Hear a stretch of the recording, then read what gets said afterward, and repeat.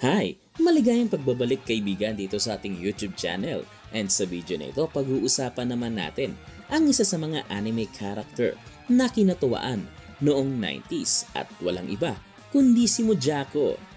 Well, kung hindi mo naitatanong, si Mojako ang isa sa mga paboritong anime ng mga batang 90s. Pero ang tanong, bagamat nakilala si Mojako, ay bakit nga ba hindi na nga ito ipinalabas muli si Mojako sa telebisyon? At kung bago ka dito sa ating YouTube channel, ay huwag kalimutang mag-like at subscribe para sa mga more videos katulad nito. Simulan na natin. Tara!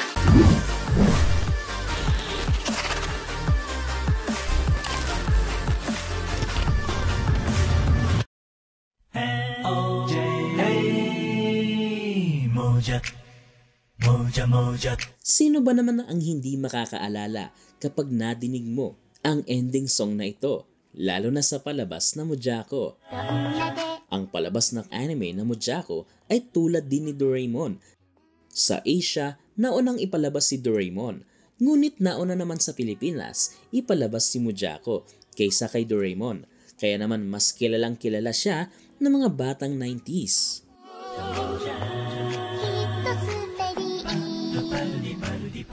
Ang pagkakaiba ng storya ng Mojako sa Doraemon ay malaki. Ang Mojako ay nakalinya bawat episodes na sunod-sunod. Ibig sabihin, nangangahulugan nitong may ending siya. Samantalang ang Doraemon, bawat episode ay patungkol sa bawat iba't ibang bagay na inilalabas ng gamit ni Doraemon sa kanyang bulsa. Kaya naman para bang wala ng katapusan ang anime ng Doraemon.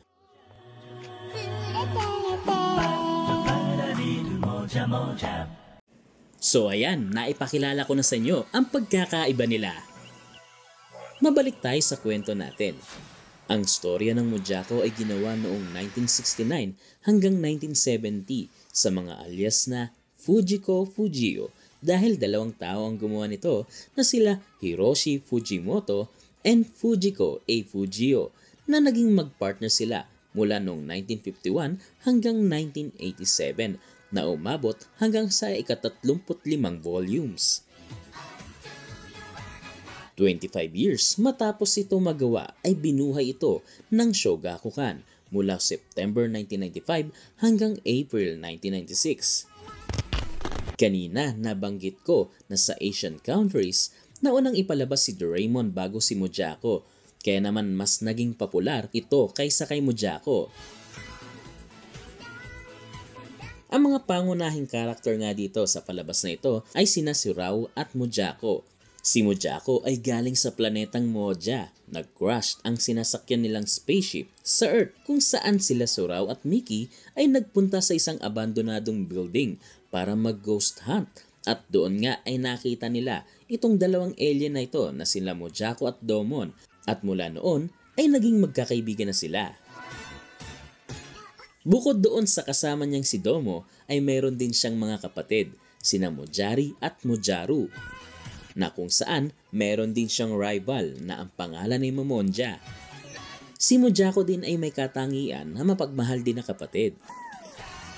Si Mojako ay may kakayahang magtago ng anumang gamit sa pamamagitan ng kanyang bibig, katulad ni Doraemon na may kakayahang magtago ng maraming gamit sa kanyang bulsa na mga gamit na mula sa future nila.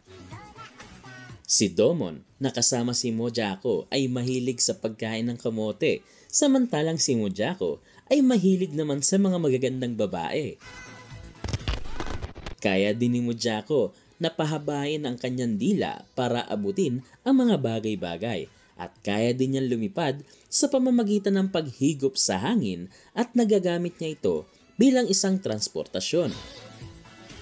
Ngunit maliban sa mainit na tubig na siyang paborito nila Mojako, ay hindi siya maaaring mabasa ng malamig na tubig dahil ito ang kanilang kahinaan. At para may balik sila sa dati nilang anyo ay kailangan silang pigain na para bang isang damit na isasampay. Sa kanilang mga pakikipagsapalaran gamit ang starship nila Mojako, sa pinagtataguan nito sa abandonadong building, hinahanap nila Mojako at ng kanyang mga kaibigan ang tinatawag na the greatest treasure in the universe. Ang kayamanang ito ay isang misteryong bato na may malaking halaga at kapangyarihan para makauwi sila sa kanilang planetang Moja.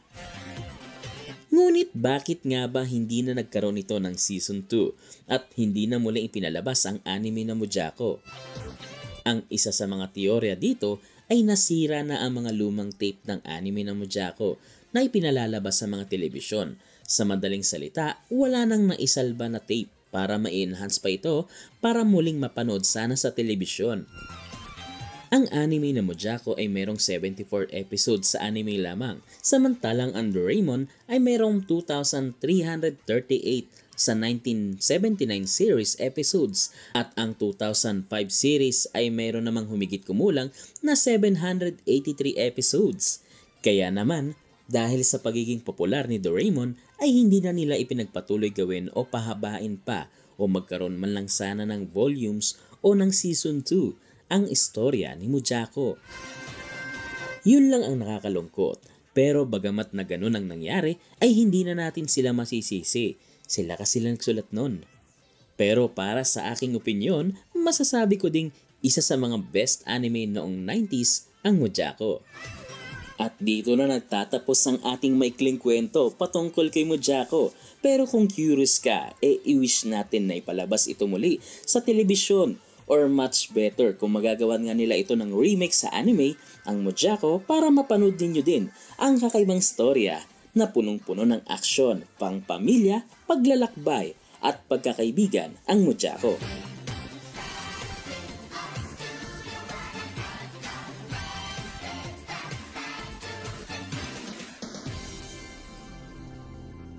Ikaw ka 90s, ano ang isa sa mga paborito mong episode sa Mojako? Ilagay lamang ang iyong sagot sa ating comment section dyan sa baba. Bago magtapos ang video na ito, shoutout muna tayo guys kila Dave TV, shoutout bros, ayos, ang galing naman po nito. Ayan, maraming salamat kay Dave TV.